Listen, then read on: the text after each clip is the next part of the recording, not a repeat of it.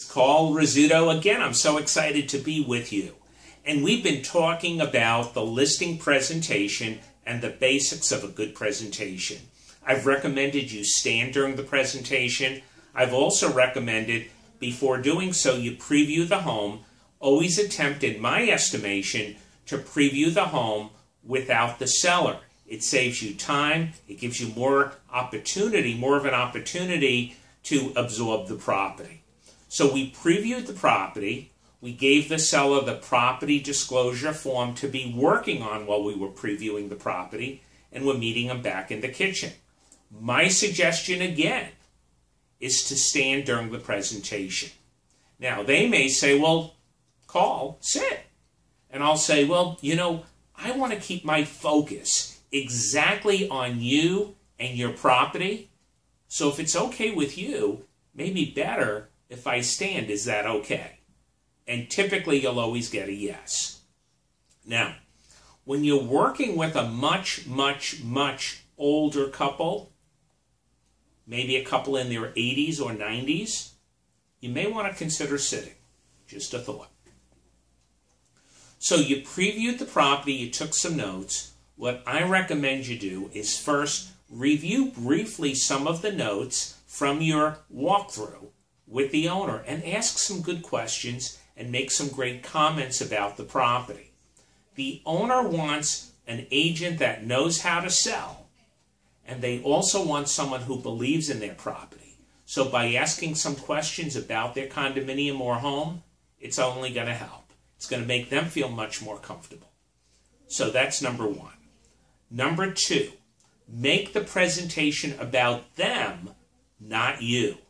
When you make it about them, the presentation is smoother, and typically it comes out a lot more successfully.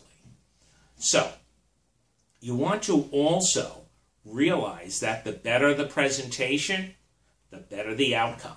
And that's a win-win. It's a win for you, of course, because you're getting the listing, but it's a win for them because they have a great agent working for them.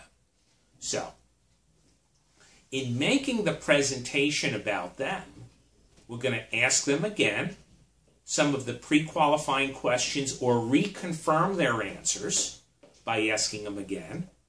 We're going to go over the value and carefully review the market analysis. And as I go through the different properties, I ask them if they've seen the home. I'll tell them if that home is larger, bigger, smaller, nice, nicer, not as nice, etc. And I'll give them an evaluation. Then I'll ask them what their thoughts of the value were.